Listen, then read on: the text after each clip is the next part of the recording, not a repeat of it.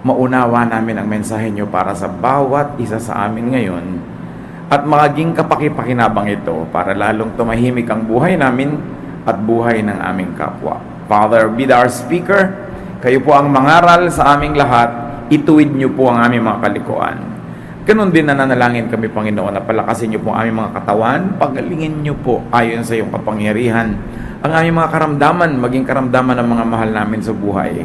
At nawa maging payapa, tahimik ang aming kalooban ngayon at mapagtuunan namin kayo ng pansin na walang kaagaw at maturuan niyo po kami sa makapangyarihang paraan.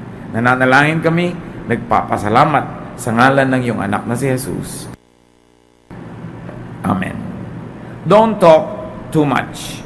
Gaano karaming beses na po na tayo nalagay sa gulo dahil sa kadaldalan?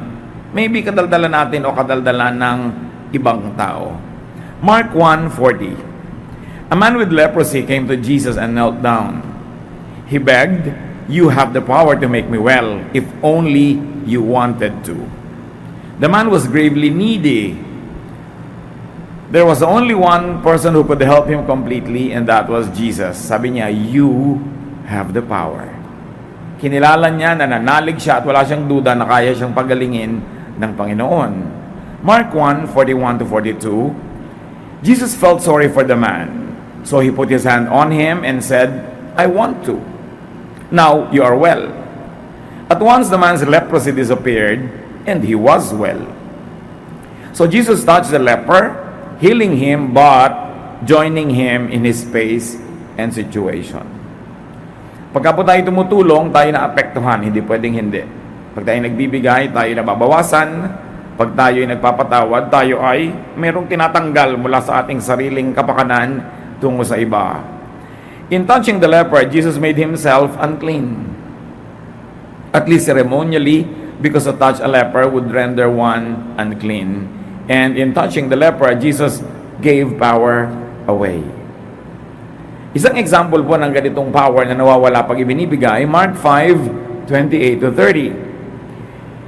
The woman said to herself, "If I can touch and just touch his clothes, I will get well." As soon as she touched them, her bleeding stopped and she knew she was well. At that moment, Jesus felt power go out from him. He turned to the crowd and asked, "Who touched my clothes?"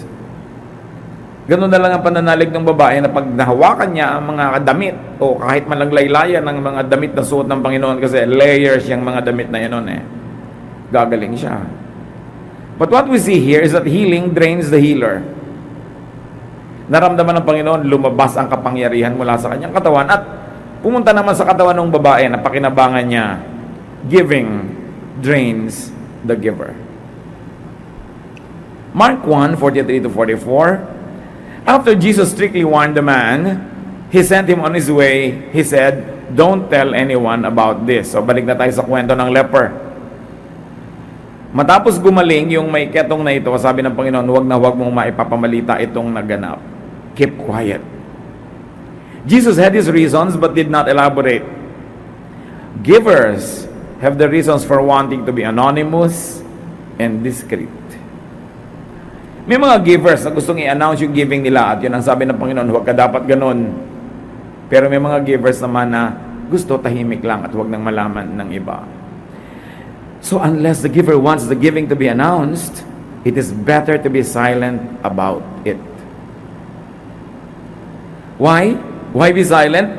To protect the giver from more requests, from abuse, from pressure, and unwanted attention. Natandaan ko nung high school days namin, meron kami isang production, stage production, and we were getting donors and sponsors, and we were printing souvenir programs. Ilalagay doon ang mga pangalan ng sponsor, donor, etc., etc. Then I remember this very particular respected professor who donated a lot of money and said, "Please do not put me on the list.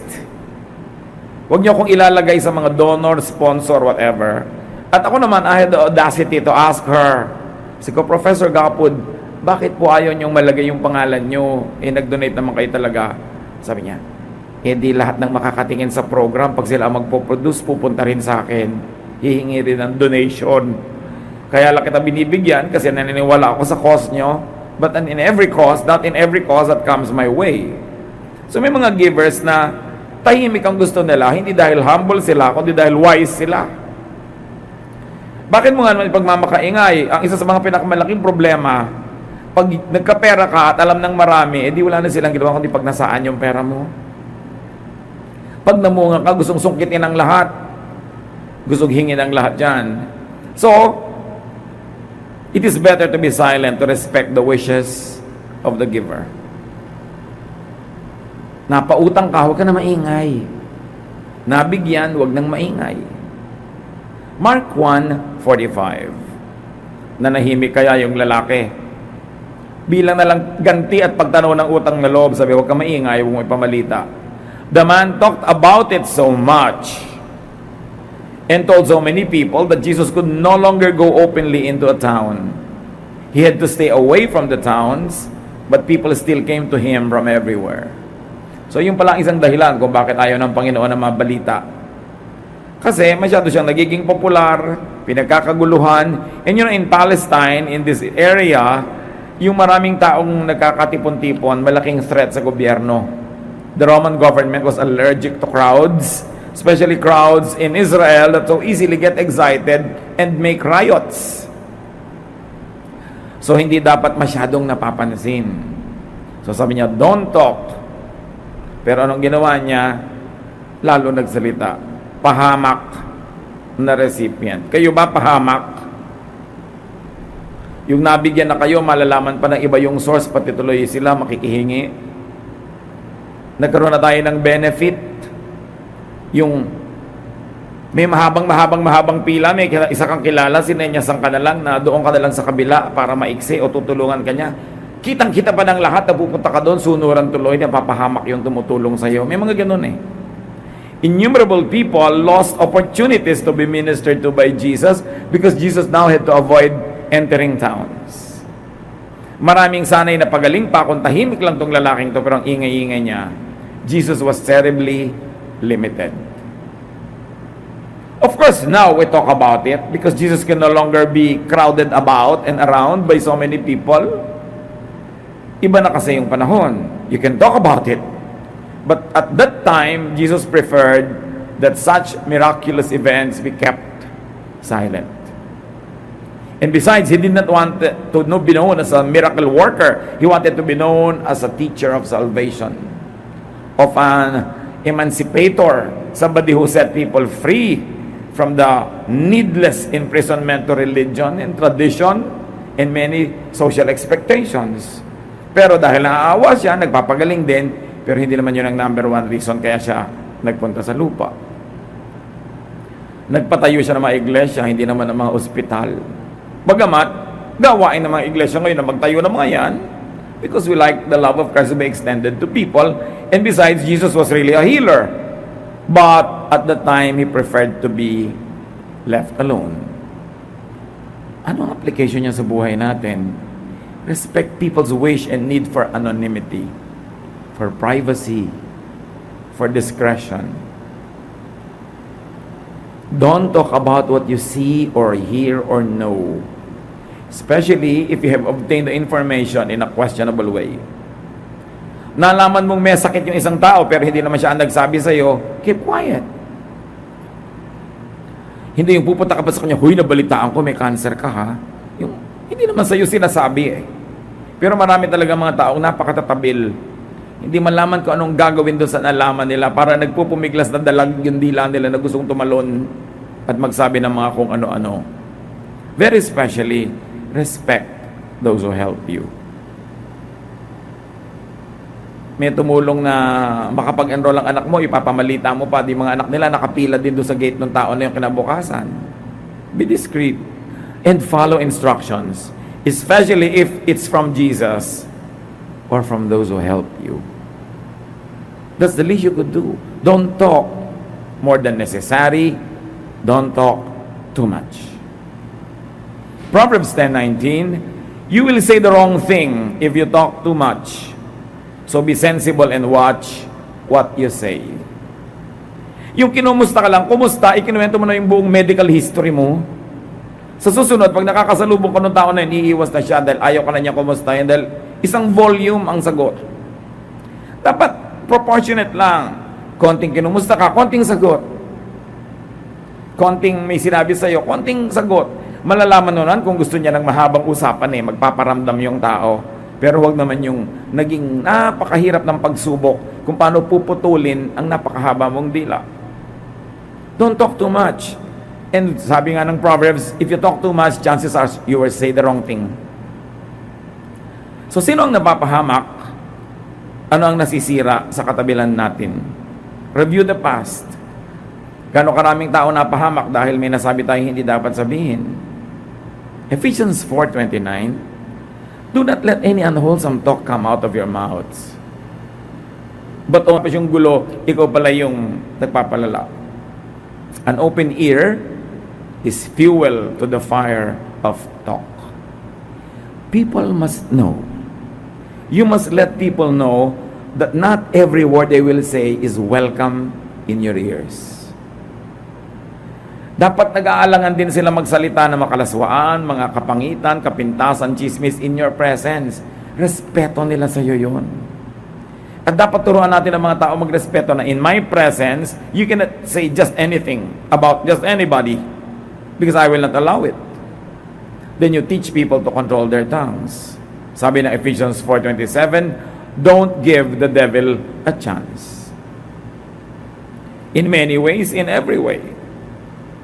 Pagka merong eager, tapos ikaw naman willing makinig, you are giving the devil a chance to take over. An open ear is a great chance for talk to grow. So, hold your tongue from needless talk. Pamimintas na wala namang uuwian na mabuti para sa pinintasan o sa nakikinig.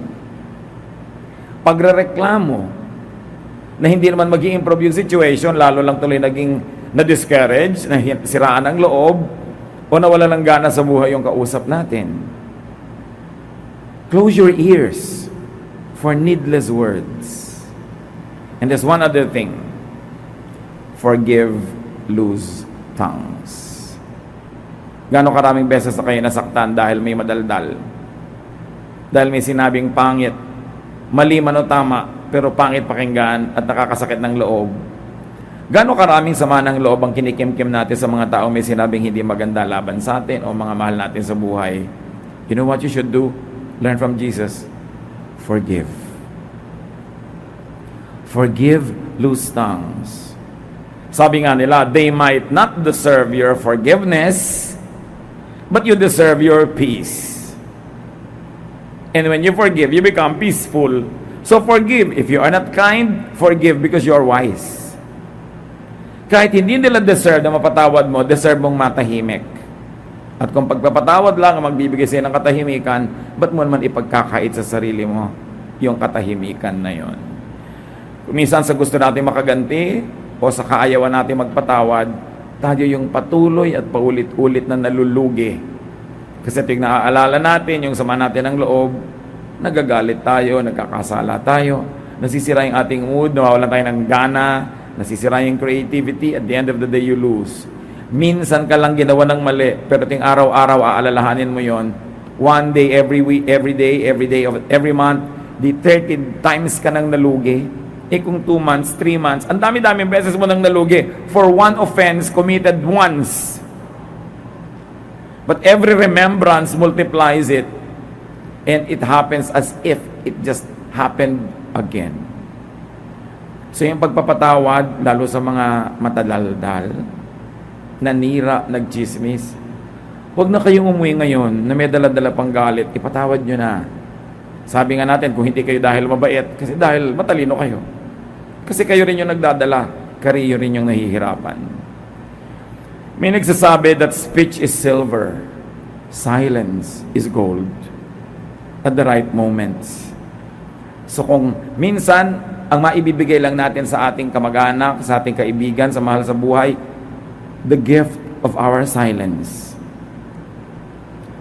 Yung halimbawa, yung may mga sakit, alam mo naman na hindi pa gumagaling, alam mo naman na durusa pa, nagigirap pa, nagigirap pa rin magpagamot, tapos Tapos lagi mo itatanong, how are you? It's a very thoughtless question. Because you know na hindi na siya well pa, anong ini-expect mong sagot? I'm not well.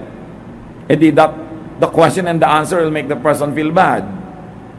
And just going through the motions of explaining to you why the person is not well already adds burden to the patient or to the ones who care for the patient. Lalo-lalo yung nasa ospital, textan mo, kumusta ka na? Alam mong nasa ospital pa. Kung magaling na kasi yun, nasa bahay na yun. So sabi, ano pong ite-text ko? Di pwede ka mag-text, I prayed for you today. It does not require an answer. Alam nyo ba na napakalaki kagaspangan na magtanong na nagre-require ng sagot? Kasi inilalagay nyo yung tao sa alanganin kung sasagot or not. Solve na ba yung problem mo? Paano kung hindi pa? Pero ayaw na niya mapag-usapan pa. You can just say, I'm praying that all your problems be solved. That they disappear into thin air. That they evaporate. Yung I'm praying for you. I remembered you today and wish you well. Mga ganun na lang, huwag na kayo magtanong. Bumalik na ba ang husband mo? Yung, bakit mo ko tinatanong?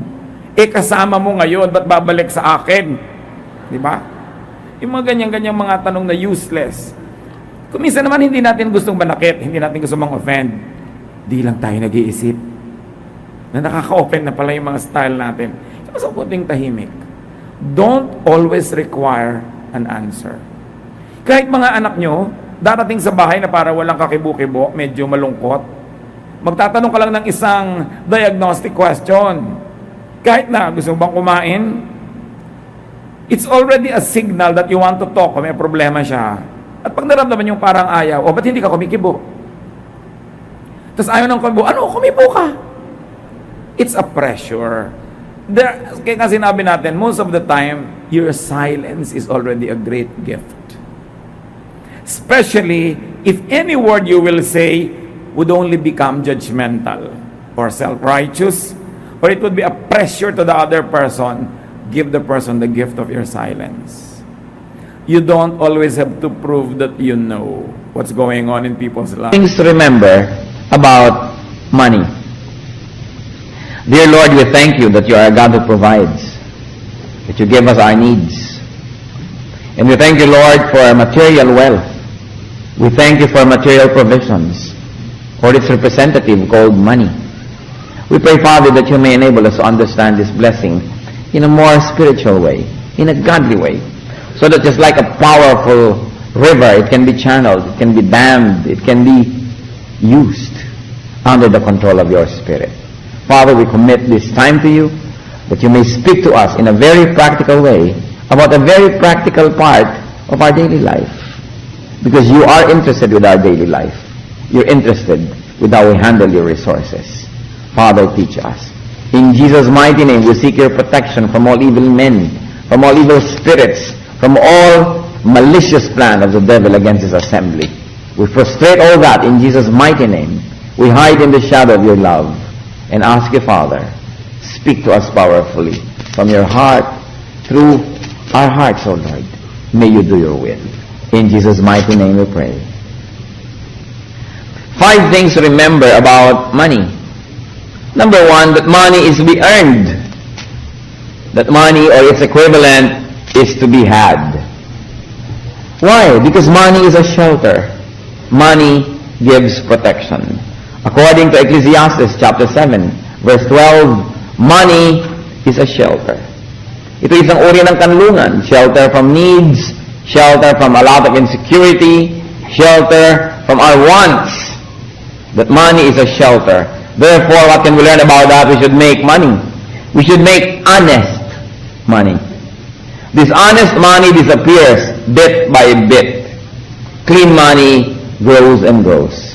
Proverbs 13 verse 11, this honest money dwindles away, but he who gathers money little by little makes it grow. Ano bang ibig sabihin ng little by little? Hindi naman yung gino-glorify yung napakabagal natin gumawa ng kabuhayan o napakabagal natin maghanap buhay, kundi little by little in the sense that it is not quick money. It is not money that is quickly earned through very devious means. Ibig sabihin talagang tiyaga, honest, pinaghirapan. Pero ito, this honest money ay nauubos agad o nawawala. And what can that mean?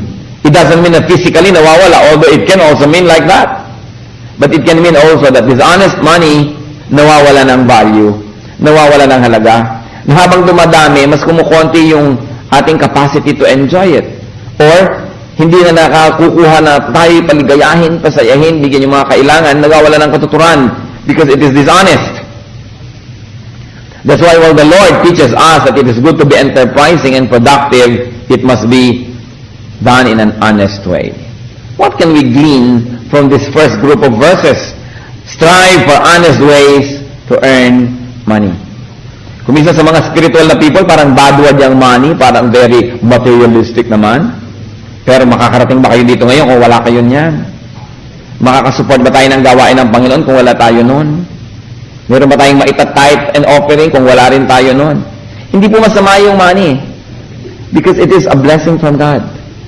That's why it is important to understand it thoroughly from a very, very biblical point of view.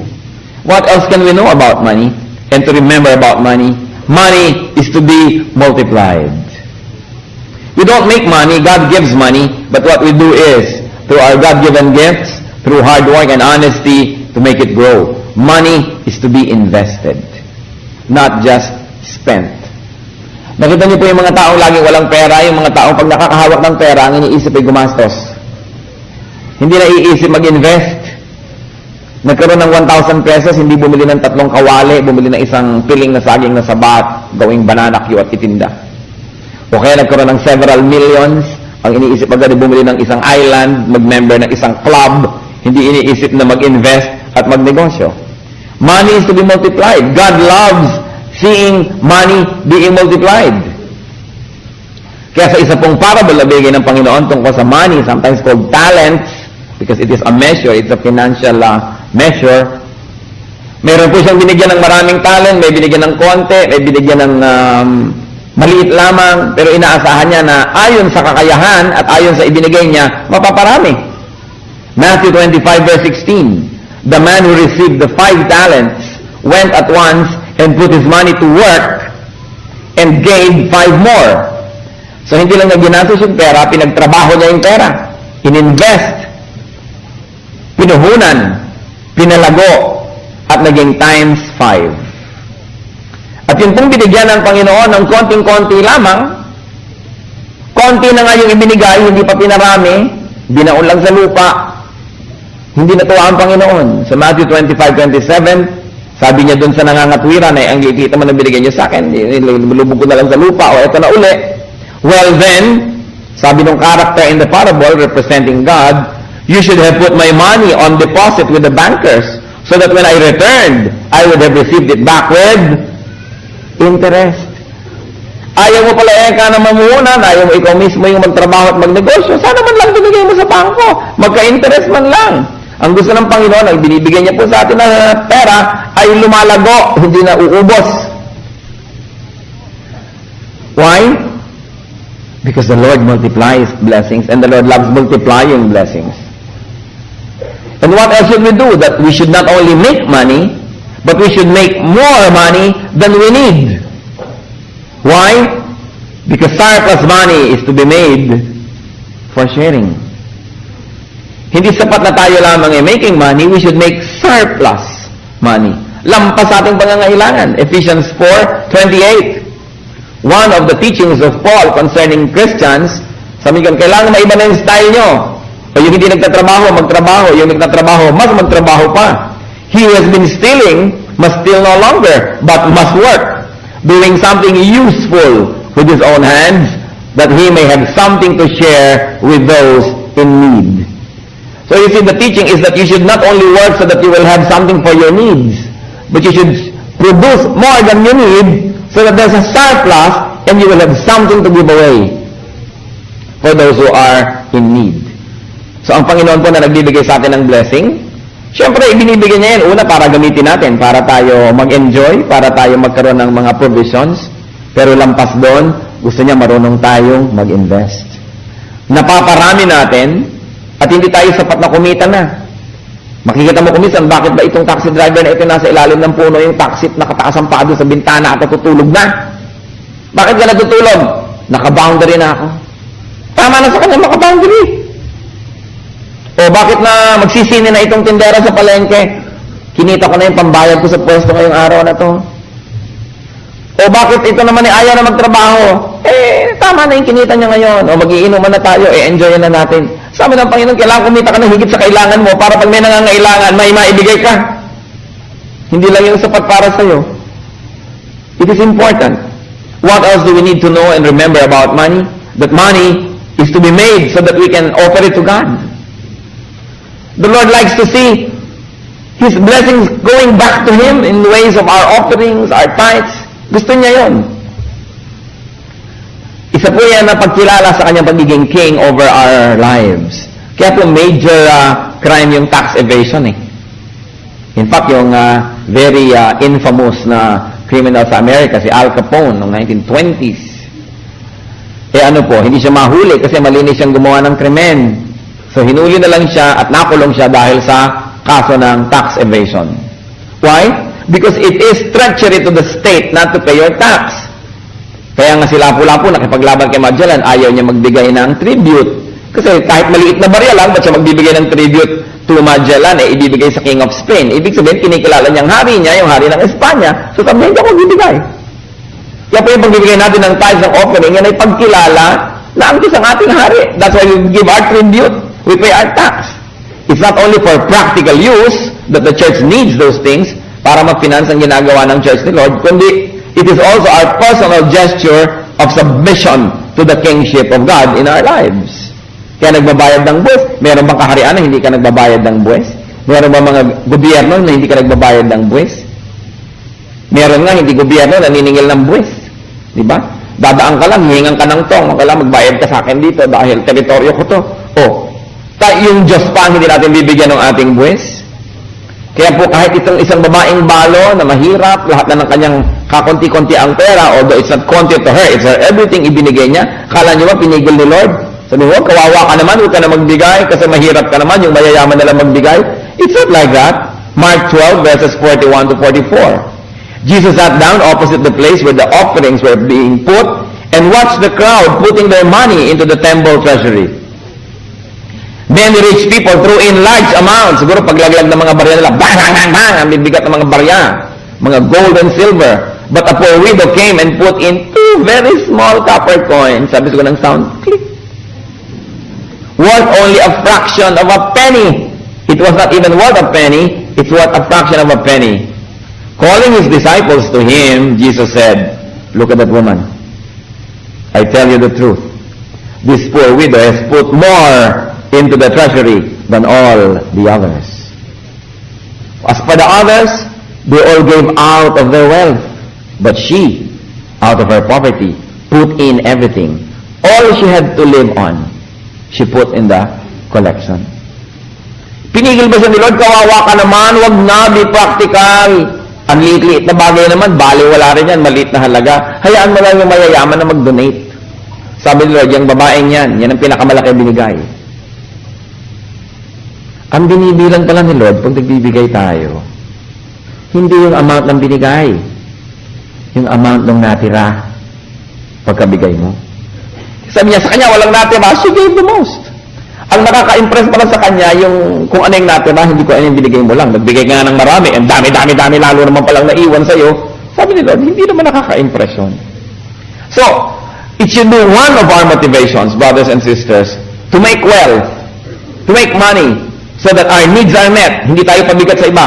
Second, sobra yung ating ginagawa na napoproduce para makatulong doon sa mga may sakit, sa mga matatanda, sa mga bata, sa mga talagang hindi kayang tulungan ng sarili nila. At pangatlo, which is really the most sublime, para tayo may offer sa Lord. Because the Lord loves offerings. Punong-puno ng teachings ang offerings all over Scripture. Dahil pagkilala yon na sa Kanya nanggagaling lahat ng mabubuting bagay, kaya hindi tayo nagkakait na ibalik sa Kanya yung mga portions na yon. Kinikilala natin na tayo ay nagkakaroon lamang at may tinatamasa, meron tayong mga na-enjoy only because of God's grace.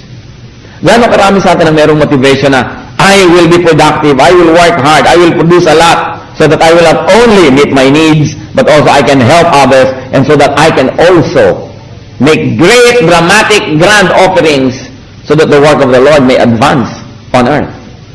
It is a good motivation. Something to be understood about money. And yet there's a fourth item that we must all review and remember about money. That money should be enjoyed. Kaya nga inimbento yan para tayo mag-enjoy. O imbes na dala kayong isang sakong kamoting kahoy, papalitan nyo yung binibili nyo isang panyo. Di talaga yan, pera, magaan. Diba? Pampa-enjoy, pampaginhawa. Dumadali ang buhay, hindi dala-dala mo isang tambak na paninda at barter ng barter. It must be enjoyed, not only in the handling, but more importantly, in what it buys for us. So money should be spent on what truly satisfies. Money should be spent on what is important. Isaiah 55, verse 2. Why spend money on what is not bread, and your labor on what does not satisfy? Listen to me, and eat what is good, and your soul will delight in the richest of fare. So sabi, why spend money on what is not bread? Natatandaan ko po ang lola ko, nanay ng nanay ko, tawag namin Ima, sa Bulacan, we call her Ima. Natatandaan ko minsan, merong lumapit sa amin sa isang public place, nagtitinda ng chiclet. Sabi ng lola ko, nakakabusog ba yan? Hiyang-hiya ako sa nagtitinda sa kumbira mo si Ima, hindi na lang bibili, tinatanong pa yun. Sabihin na lang sana niyang, no thank you. Saan niya nakakabusog ba yan? Hindi po. Hindi ko bibilin. Hindi nakakabusog. Sabi niya. So, by biblical pala. Isaiah 55 verse 2. Why spend money on what is not bread? In other words, on what is not nakakabusog, what is not nakakasatisfy, what is not good for you. Ano po mga pinagbibili niyo mga kapatid? Nakakasatisfy ba? Kung gusto naman marami tayong binibili hindi nakakasatisfy. Bakit mo binili ang isang katerbang tasa? Sale.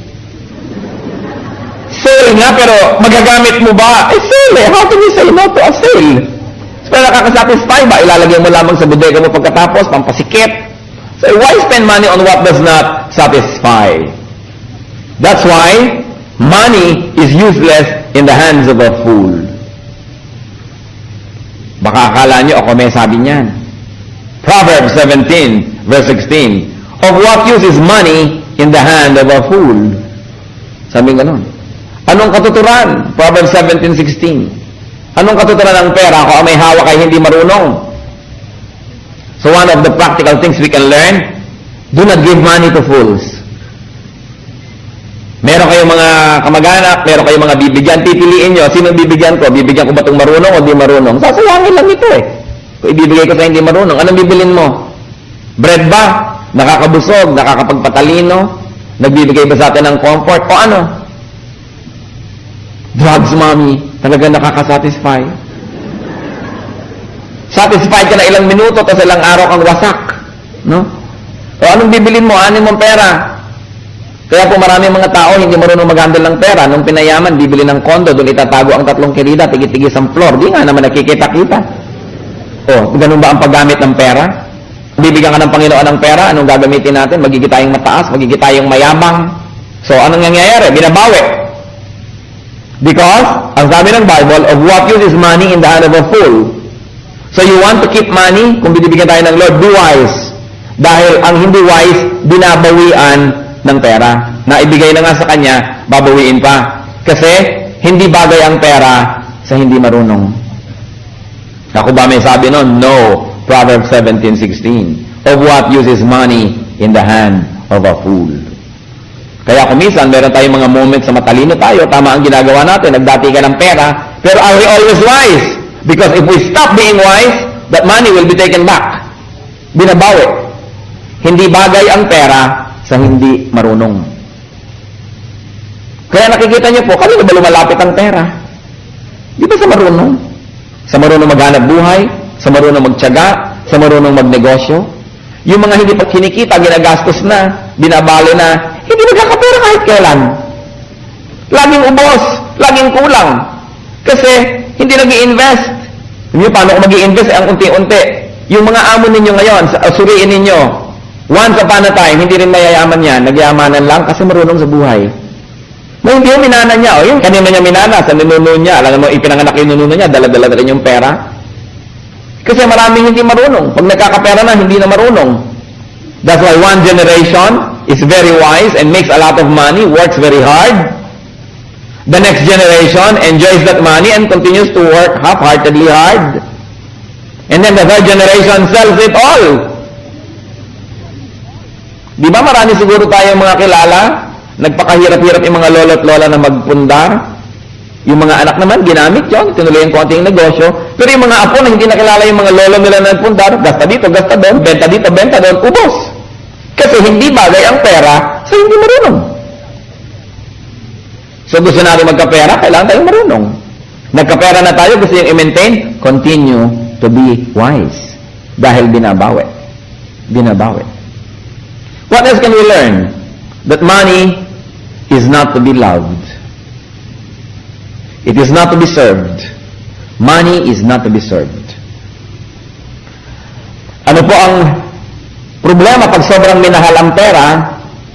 Love for money diminishes its value.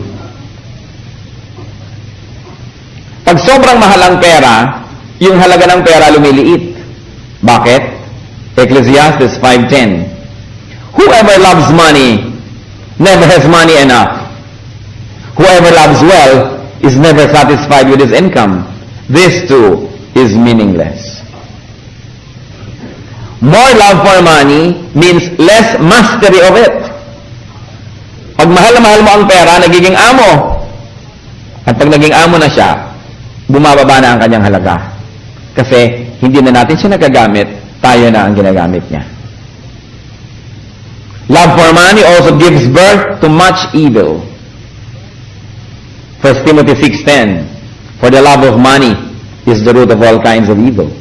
Some people, eager for money, have wandered from the faith and pierced themselves with many griefs. So yun daw mga taong sobrang nagmamahal sa pera, mas minahal ang pera kaysa sa Diyos, kaysa sa kanilang kabanalan, kaysa sa kanilang pagiging espiritual, ay para nilang sinasaksak ng maraming balaraw ang kanilang sariling puso. Marami silang problemang iniimbento, marami silang mga hirap na dinadala na hindi naman dapat nandun. Love for money can drive people away from God. So be free from the love of money. Only love making money, love giving money away, love spending it correctly, but don't love it. Walang katutunan yung perang hindi ginagasta. Kailangan ginagasta sa tama, sa mabuti, sa marunong na paraan. At kung hindi ginagasta, ini-invest. Pero kung ginagasta sa mali, walang nangyayari. Hebrews 13 verse 5. Keep your lives free from the love of money and be content with what you have, because God has said, never will I leave you, never will I forsake you. May connection yung people's love for money at saka yung sinasabi ni Lord na never will I leave you, never will I forsake you. Who are the people who love money to the point that they hate other people, that they hate their own godliness? Who are the people who love money so much that they will do everything and anything for it? People who forget that God said, I will never leave you, I will never forsake you.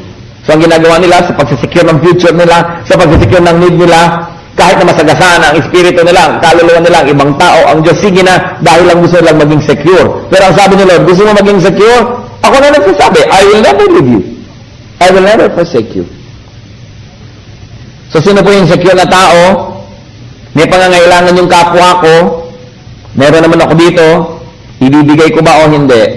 Pag sinabi kong hindi, kailangan ko yan bukas, di para mo nang sinabi rin na wala naman si Lord bukas. Ako lang mag-isa, so talagang magpapaka-wise-wise na ako, akin na lang to, pasensya ka. So yung tao naniniwala na ang Panginoon ay kumikilos at nandun ang Panginoon, sabi niya, I will never leave you, I will never forsake you. He will not love money more than He will love people who have a need right now. Hindi naman ibig sabihin, lahat-lahat ko na ibibigay ko na sa'yo, tapos bukas wala ako tuloy. But we should share.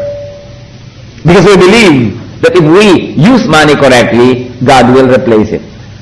So huwag kang matakot. Kung isang gustong-gusto mo, mahal na mahal mo yung pera, huwag nating gastusin, baka tayo magipit bukas. Pero kung alam mo na yun ang inuudyok ng Panginoon, yun ang tama, it is a spirit-led, go, sa expense, go on. Because sabi ni Lord, I will be there tomorrow. Ang nakakatakot lang po, mga kapatid, ay yung gagawa ka ng bagay na hindi gusto ng Diyos. Kasi hindi niya i-replenish ang support mo, ang funding mo. Wala na tuloy. That's why it is important to always be very prayerful and let God speak to you. Sa inyo pong private finances, sa ating church finances, kung may responsibility kayo, mga company finances, lalo na sa gobyerno kayo, may hawak kayong pondo ng bayan, we should all be very submissive to the righteousness of God. At willing tayong makinig sa kanyang mga babala kung nagkakamali tayo. But don't love money to the point na nagbibingi-bingihan tayo sa pangangailangan ng isang emergency need na nagbubulag-bulagan tayo sa pangangailangan ng ating kapwa kasi gano'n na lang pag-ibig natin doon sa pera. Napaka-importante that we know when to let go. Money is not to be placed above God and above godliness. Matthew 6:24. No one can serve two masters. Either he will hate the one and love the other, or he will be devoted to the one and despise the other. You cannot serve both God and money. Money is to be used in our service to God, but God is not to be used in our service to money. Na wala na tayong ginawa kundi humingi sa Diyos, at tapos inaano naman natin yung binibigay sa atin. Sinasamba natin, iniimpok natin na para sambahin ang sambahin yun. Kailangan gamitin. The power of money is in its disbursement. Ang kapangyarihan ng pera ay nasa paggastos. Kaya dapat ginagamit natin yung kapangyarihan natin yun. Ginagastos natin sa tama. Sa tamang amount, sa tamang kakalagyan. Because if God is pleased, He will always replenish. Hindi naman nauubusan ng Diyos ang biyaya. Mauubusan ba yan? Hindi pwede. What we receive is not determined by God's lack of capacity to give, because God is always able. What we receive is determined by our capacity to receive wisely. Kaya maraming nagkakaroon na, nababawi pa. No one can serve two masters. So it is important that money is used for the service of the true master. Service for God.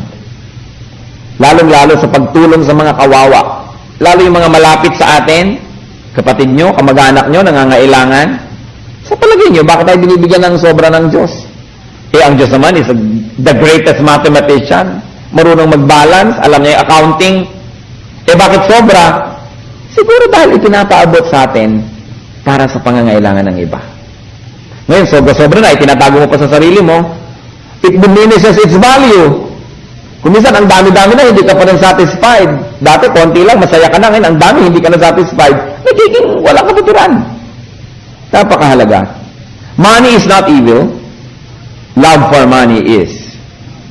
But money by itself is not. Money is good. Money is a blessing. Alam niyo po, sabi ni Solomon, the wisest man that walked the face of the earth, Ecclesiastes 10:19, money is the answer for everything. Hindi po ba halos lahat na lamang ng pangangailangan ng tao, pera? Pag may tao na nangangailangan, lalapit sa'yo, pera. May tatawag sa'yo sa telepono, pera. May iiyak-iyak sa'yo, pera. Puro pera. Sabi niya, money is the answer to everything. That's why it's good to have a lot of it. So that we can answer many things. And we can have a good shelter. But never are we going to love it above our godliness and above God. So we should make money. We should be productive.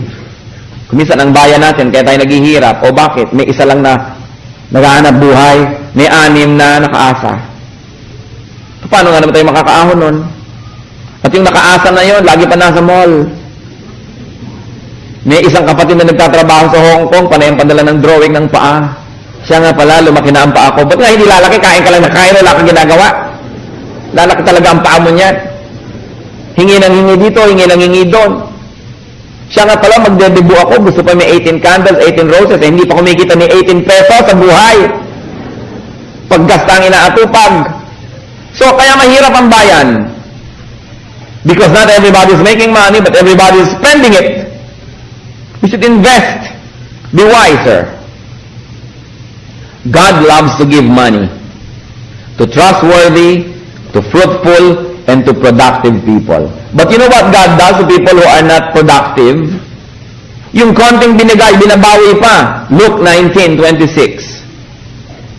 He replied, I tell you, that to everyone who has, more will be given. But as for the one who has nothing, even what he has will be taken away. Minsan nagtataka ka, bakit ba maraming mahirap na lalo humihirap? Dapat natin suriin ang ating sarili. Kung minsan kasalanan ng sistema, kasalanan ng ekonomiya, kasalanan ng governor siguro, ng president. Ang dami-dami mga tao, naghirap mag-ipon ng konti, makabili ng konting lote, nung balikan nila, may nakatira ng iba. Titira ng 10 taon, libre. Pagkatapos ang papalisin mo, ikaw pa magbabayad. O lilipatin mo pa sa iba, ibibili mo pa ng ibang lote. So, sa palagay nyo, mabibless kayo ng Diyos kung ganda ng pamamaraan? Walang katarungan. Hindi excuse na kung mahirap tayo, agawin mo na yun sa iba. Hindi excuse na kung tayo mahirap, ay magiging tayong magnanakaw. We must be honest. We should work hard. And we should not enjoy what we do not work for or what is not rightfully ours. Kaya po yung poverty can become a curse. Pabalik-balik na lang, hindi na makaahon sa hirap. Dapat analyzing, ano bang tinuturo ng Biblia tungkol sa pera? Bakit ang dami-daming pera ng Diyos, tapos ang dami-daming tao walang pera? Dapat na natin isipin, tama ba? Nung nagkapera ba ako, nag-invest ako, o nagpa-party? Ipinang-uutang ko lang ba para mag-party? Sa palagay ba natin, matutuwa ang Diyos ng ganon? Para ako makapaghanda, mangungutang pa ako? May kaisa-isang nagtatrabaho abroad na kamag-anak, wala nang ginawa kundi sulatan ng sulatan, hinga ng hinga, na parang bumubukal ang pera doon sa pinagtatrabahuhan. Ang sweldo lang naman nun, hindi nagbabago, constant, na ipadala na sa inyo ngayong buwan na ito. Bakit after 1 week, susulatan na naman? Ano, saan siya kukuha? Kaya dapat responsible tayo.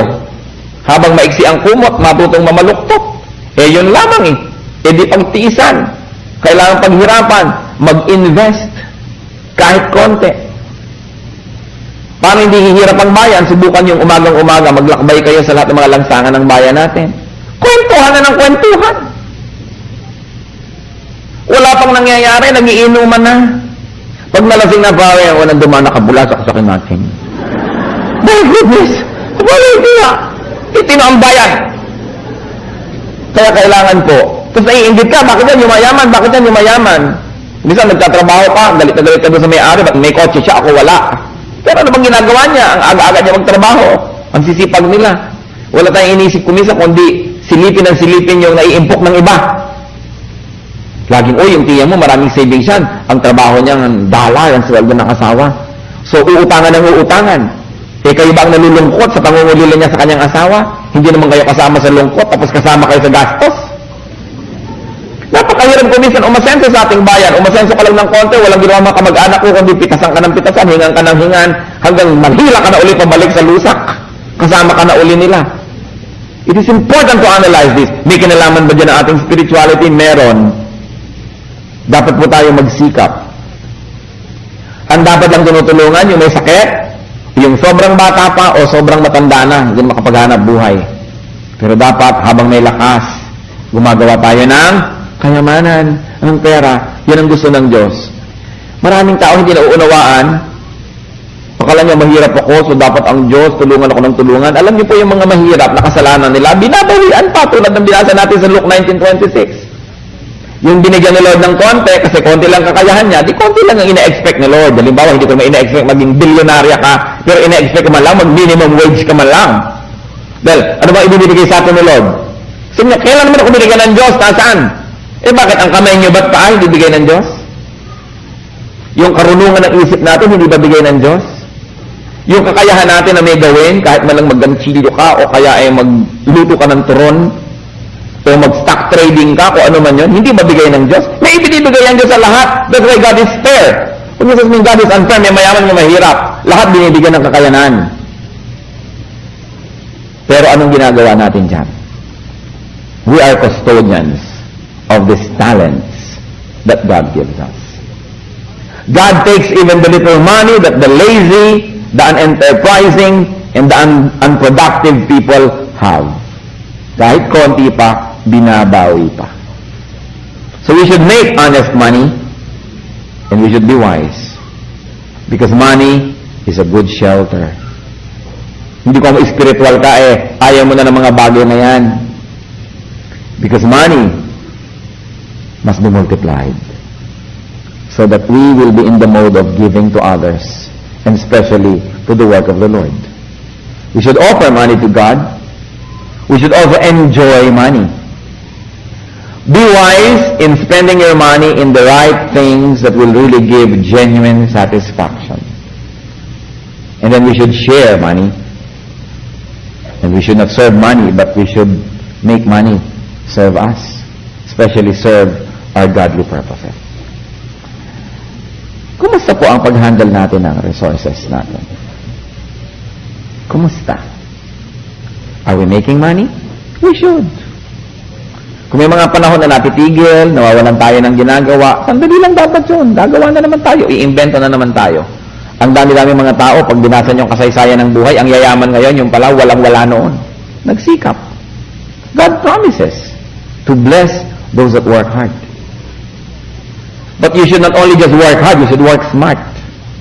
Huh? Hindi natutuwa ang Diyos sa pagod na hindi matalino ang ginagamit ng kanyang pagod. Na pagod na, ang likit din naman ang nangyayari sa buhay. Dapat creative. Nag-iisip tayo. Ito bang ginagawa ko, mahahango ako sa hirap? O hindi? So, palit-palitan ng style. The Lord would like to bless you. And me. The Lord is not selfish. Ang Panginoon hindi mahirap, mayaman siya. Pero natutuwa siya sa mga taong masisipag, marunong, matapat, at bagamat mahilig gumawa ng pera, hindi alipin ng pera at hindi mukhang pera. Mayroong mga tao, ang dami-daming pera, hindi nila alam gamitin. Ipon ng ipon, pag namatay tuloy, ang daming minamana ng mga pamangkin. There was this particular lady in the US. Yung hindi naghihitan ng bahay kahit winter. Ang bahay ay dilim-dilim, ayaw magbukas ng ilaw. Nung namatay, pagkayaman-yaman pala, so napunta lamang kung saan mga charities yung kanyang pera. Ba't di ginamit? Tulad ng magaganda yung plato, nasa cabinet, tinitira ng gagamba. Ba't di gamitin? Ano nyo yung binibigay ng Diyos kung di gagamitin? Kaya karunungan, kalusugan, ginagamit lahat. You know, one thing about God, God is a working God. Pagbukas ng tabing, Act 1, Scene 1 ng Biblia, what kind of God do you see? Isang Diyos na nagtatrabaho. Gumawa ng ganito, gumawa ng ganyan, gumawa ng ganito't ganyan, at sa ikapitong araw na mahinga para appreciate ang kanyang ginawa. So, kasali sa paggawa, yung appreciation and enjoyment of what we make. Kasama yun.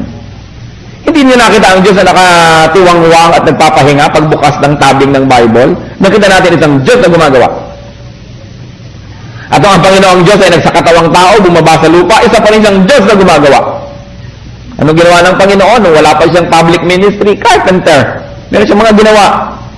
At pagkatapos nung nasa ministry na siya, lakad dito, lakad doon, punta dito, punta doon, namamangka, naglalakad, umaaw ng bundok, naglalakad sa mga disyerto, nagpapagaling ng mga may sakit, nagtuturo ng mga kailangan ng karunungan, itinatama ang mga mali, at ang climax ng kanyang ministry, nagtatrabaho pa rin, tinasan ang krus, at habang itinatako, nagtatrabaho pa rin, nananalangin, hindi para sa kanyang sarili, kundi para sa mga nagpapako sa kanya. Sabi niya, Father, forgive them for they know not what they do. At talagang sobrang magtrabaho ang Diyos, namatay na nga, bumango pa muli. Para magtrabaho na naman, para i-bless na naman ang kanyang mga disciples, mag-utos, mag-manage. We should work. Alam niyo, ang mga tamad, hindi natin alam, ang sinasamba ng mga yan, si Taning. Pero si Taning pa rin kasi pag kung makukuha lang natin kahit 1/4 ng sipag ng mga diablo, yayaman tayong lahat. Yan ang sipag nila, hindi tumitigil. Nakita ninyo, ang sipag ng Diyos, ang sipag din ng kanyang kaaway, ngayon yung tamad, nasaan? Neither here nor there. Kailangan ng tao masipag. Hindi tatamad-tamad. Kahit sa ministry, kahit sa inyong mga secular jobs, we always find ways to improve what we do. Hindi laging gano'n na lang ng gano'n. Let's bow before the Lord, church, and think about these things. You probably didn't expect to talk about money today. Pero yan ang meron kayong lahat ngayon. Di ba? Maikli, konti at marami. At yan ang gusto ng lahat. Yan nagtatabawan ng lahat. Banal at hindi banal. It is important. God wants to bless you through money. But you've got to do it God's way. Ang gusto ko pong kumustahin while heads are bowed and we're pondering God's wisdom. Tayo ba ay maingat na humahawak ng resources? Tama ba ang pinupuntahan ng ating mga resources na ito? Pinakatama ba? Hindi lang tama, pinakatama sa lahat ng maraming tama. Marunong ba tayo magbigay? Marunong din ba tayo mag-enjoy? O puro kakuriputan sa sarili? Alam niyo po yung pag-enjoy ng blessing ng Diyos is a way of worship. Kasi habang ini-enjoy niya, sasabihin, Lord, thank you for giving me this. Thank you for making me enjoy. You're really great. You're wonderful. It's an act of worship also. At pati ang paggastos ng resources sa tama is an act of faith. Kasi pinapawala natin yung resource, hindi na natin hawak. Naniniwala tayo na kung tama ang ginagawa natin, ang Diyos ang magpapalit. Even our expenses are acts of faith. Spirituality is in every form of our lives, even in the way we manage our finances. Be alone with the Spirit. Humingi tayo ng guidance sa Lord. Tama po bang ginagawa ko sa resources? Kung kulang, magtanong kayo sa Lord, ano po ba talaga ipamukha niyo sa akin ang mga hindi ko ginagawang tama? Bakit lagi na lang kung kulang samantalang mayamang kayo? Anong problema sa akin? Siguradong hindi naman sa inyo ang problema, di sa akin dapat. What's wrong? Baka masyado akong selfish. Hindi kayo natutuwa. Baka hindi ako productive, binabawian nyo pa. Matuwain ang Diyos sa mga productive and godly people. Be alone with the Lord. At sa ating mga binibigyan ng extra resources, yan ay extra responsibility. Ano ba?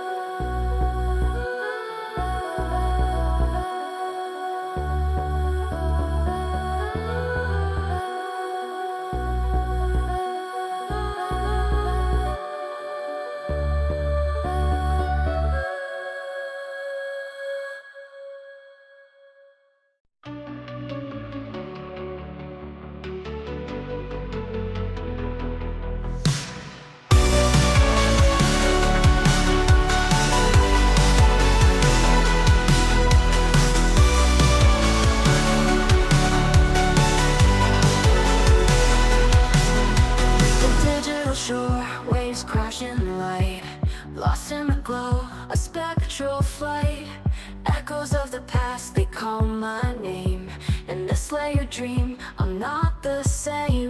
Melodies drift like whispers in the night. In this alt rock lullaby, we find the light through the haze of synth and guitars cry.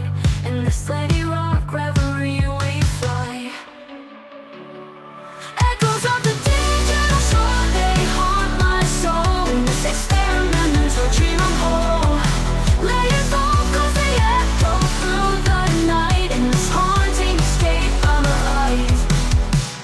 Pixel rain, we roam so free. In this classic crossover, we're set free. Streets, they glimmer, secrets they keep. In this melodic journey, we sleep. Melodies drift like whispers in the night. In this alt rock lullaby, we find the light through the haze of synth and guitar cry. In this steady rock reverie, we fly. Echoes of the digital shore, they haunt my soul. In this experimental dream, I'm whole. Layered vocals, they echo through the night. In this haunting escape, I'm alive.